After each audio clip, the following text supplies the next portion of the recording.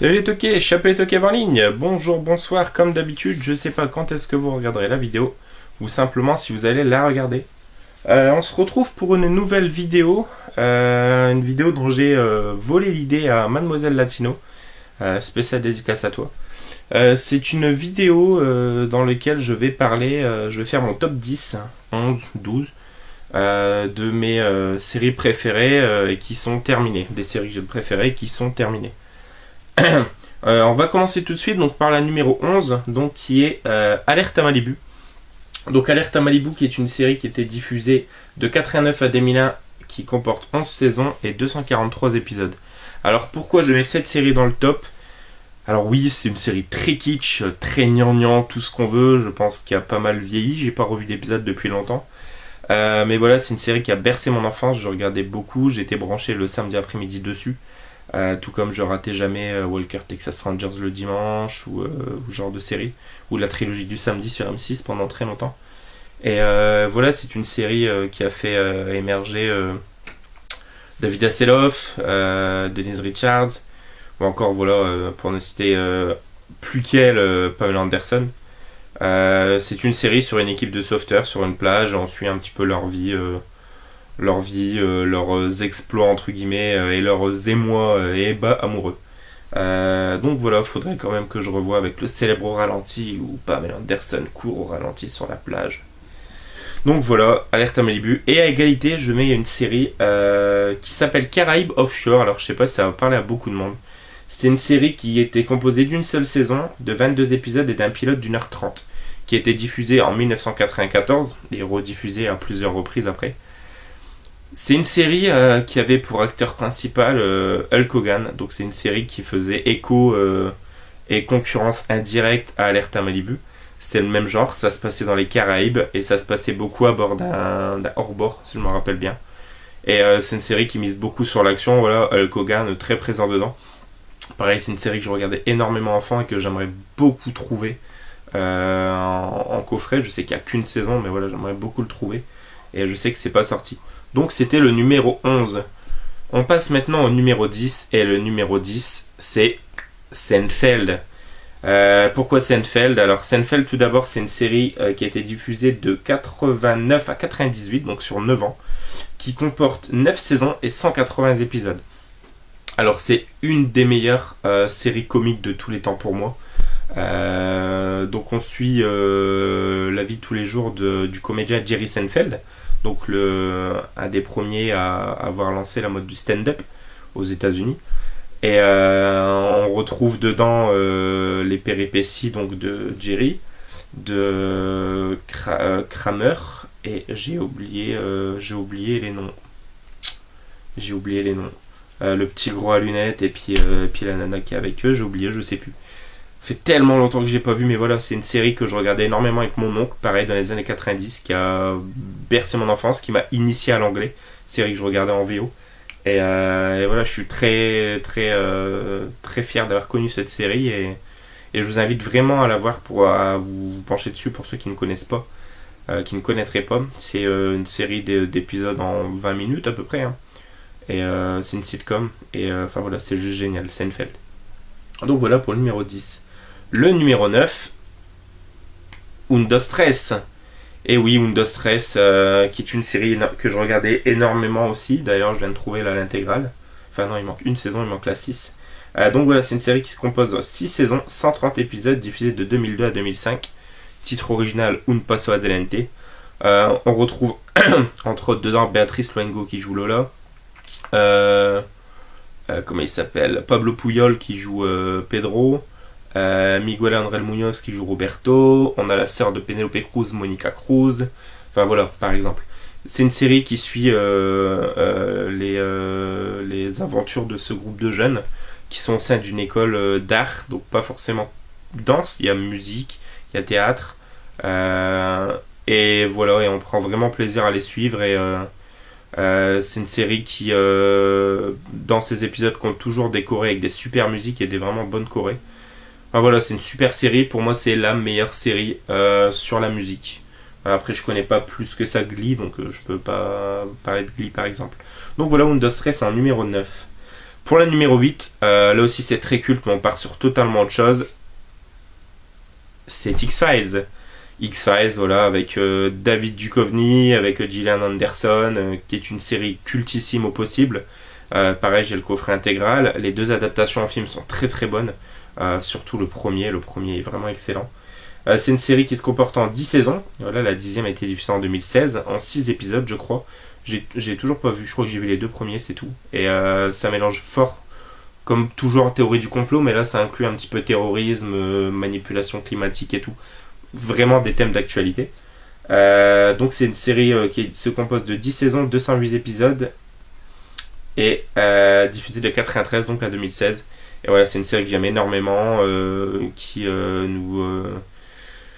nous parle et tente de résoudre différents mystères, différents phénomènes qui nous dépassent. Et enfin voilà, c'est pas le lieu et place forcément pour en débattre. Mais moi, c'est le genre de truc auquel je suis très sensible. Alors voilà, j'imagine pas le petit homme vert un peu cliché de dessin animé ou de certains films. Mais voilà, je pense que il y a forcément de la vie ailleurs. Donc voilà, X-Files, série que j'aime énormément. Et acteur que j'aime énormément aussi, David Duchovny, qu'on retrouve entre autres dans le film Evolution, justement sur le thème des extraterrestres. Le Prince de Greenwich Village, La Famille Jones, et puis récemment la série Aquarius et une autre série dont je parlerai tout à l'heure. Donc pour le numéro 8. Ensuite, le numéro 7, c'est Chair de poule. Et ouais, Chair de poule.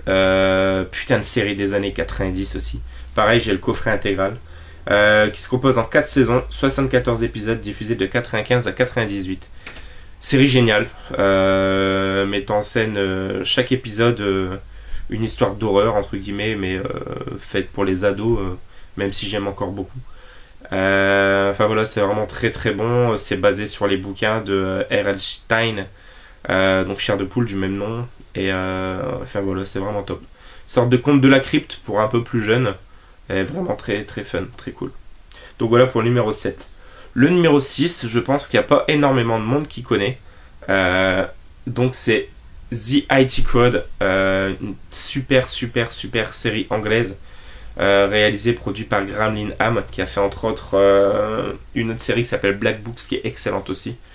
Donc The IT Code, c'est quoi? C'est l'histoire de deux geeks qui travaillent dans leur bureau et qui vont avoir à l'arrivée d'une nouvelle recrue, une femme qui s'y connaît pas plus que ça en informatique.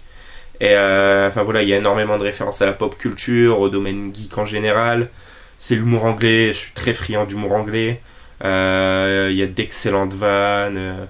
Il y a un personnage qui est comparé à plein de groupes de métal ou encore à Tim Burton ou au vampire parce que c'est un gothique. Leur chef et le fils du chef qui prend le relais par la suite sont juste à mourir de rire. Enfin vraiment, si vous ne connaissez pas, je vous invite fortement à regarder cette série. Ça a été diffusé de 2006 à 2010 en 4 saisons, 25 épisodes, donc c'est vraiment très court. Le coffret intégral doit être pour une vingtaine d'euros, je pense, sur Price Minister ou Amazon. Et il y a eu un hors-série qui est sorti en 2013, enfin hors-série, un inédit un petit peu pour boucler la boucle. D'une heure, un épisode spécial qui est juste à mourir de rire, franchement. Et la deuxième série, donc égalité en 6ème, donc c'est Black Books que je parlais également, donc 3 saisons, 18 épisodes, diffusés de 2000 à 2004. Et Black Books, c'est quoi? Eh ben, c'est deux gars qui tiennent une librairie complètement tarée, et surtout le premier, joué par Dylan Moran, qui est un petit peu l'Irlandais de base qui boit, qui fume et qui est tout le temps fracassé.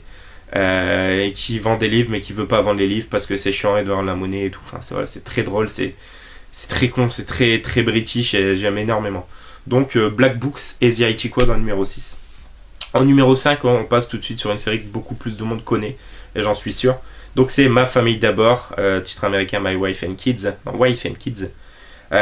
Série américaine de 5 saisons, en 123 épisodes, diffusée de 2001 à 2005.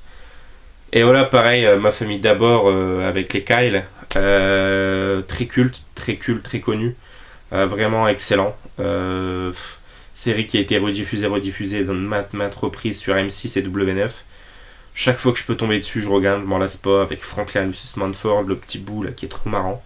Enfin voilà, c'est juste génial. C'est un peu comme les séries qu'on avait dans les années 90, style Nounou d'enfer, Notre belle famille.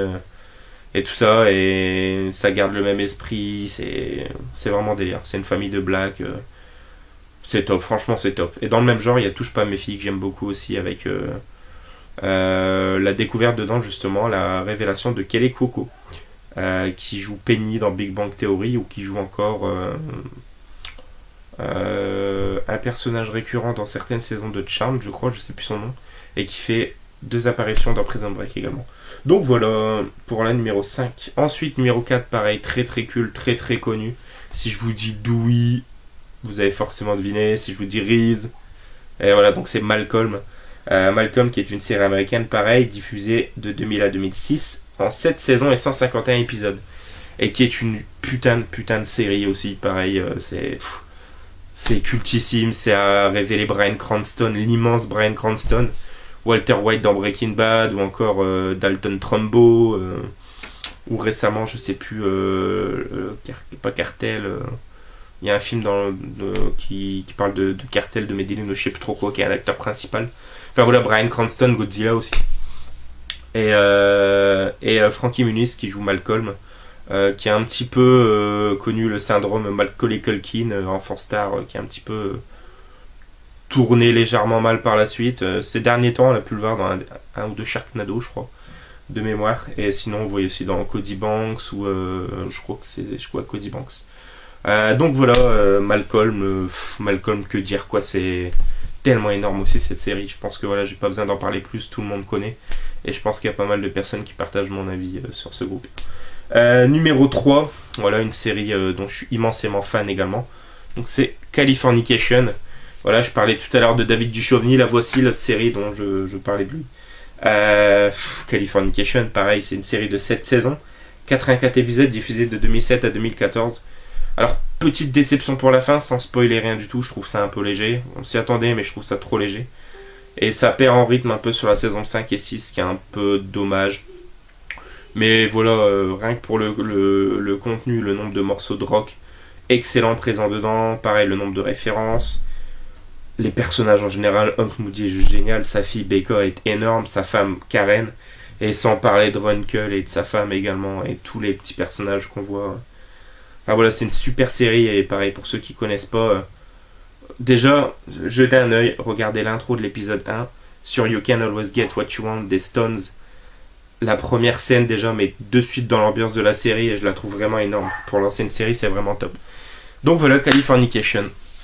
Ensuite, ah oui d'ailleurs, dans Californication par exemple, il y a une apparition dans quelques épisodes de la saison 6, je crois, de Marilyn Manson. Ouais, donc voilà. Numéro 2, et c'est là qu'on se rejoint, Miss Latino.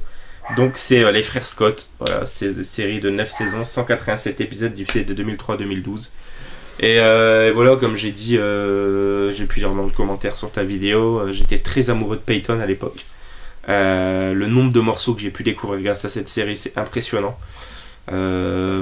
Série cultissime. Chad Michael Murray, Bethany Joy Lenz, Sophia Bush. L'acteur qui joue Dan aussi, j'aime beaucoup, je sais plus comment il s'appelle. Enfin voilà, juste excellent, les frères Scott, c'est magique. Pareil, j'ai été très ému à la fin de la série, de les avoir tous quittés, ça m'a vraiment fait quelque chose. Et donc voilà. Et contrairement à toi, Mélissa, par contre, j'ai bien aimé, moi, Micro et Mélicène, je crois. Ouais. Donc voilà, les frères Scott. Et on arrive donc sur le numéro 1. Et le numéro 1, c'est Oz. Oz, c'est la base, franchement. Je pense que c'est la série la plus sérieuse de mon top, d'ailleurs, avec X-Files. Et Californication, enfin voilà, Oz. Série de 6 saisons, 56 épisodes diffusés de 97 à 2003. Bon, sans nul doute la meilleure série sur l'univers carcéral. Mais voilà, c'est une série sur la vie en général, sur la politique, sur l'amour, sur la drogue, sur la mort, sur les races, sur les religions, c'est tellement énorme aussi, Oz. C'est créé produit par, je crois, Tom Fontana, c'est une série HBO.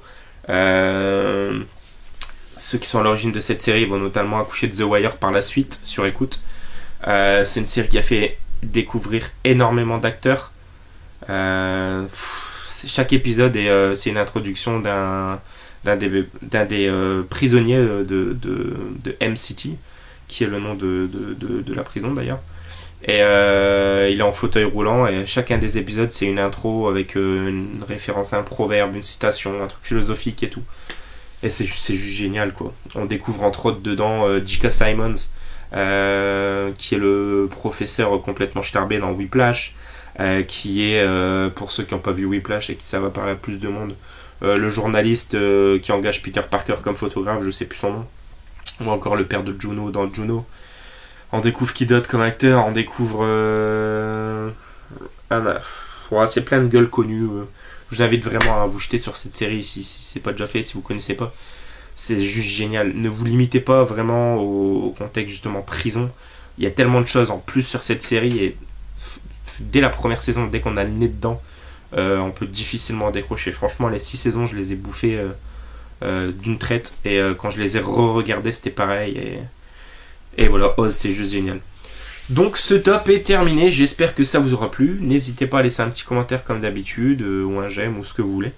N'hésitez pas aussi à faire la vidéo de votre top des séries qui sont terminées, si le cœur vous en dit. Et voilà, n'hésitez pas aussi à y checker la dernière vidéo qui parle de mes achats récents avec beaucoup de trouvailles. Et donc voilà, donc comme je disais, on se retrouve très bientôt. Salut les amis, ciao ciao, joyeux nananif.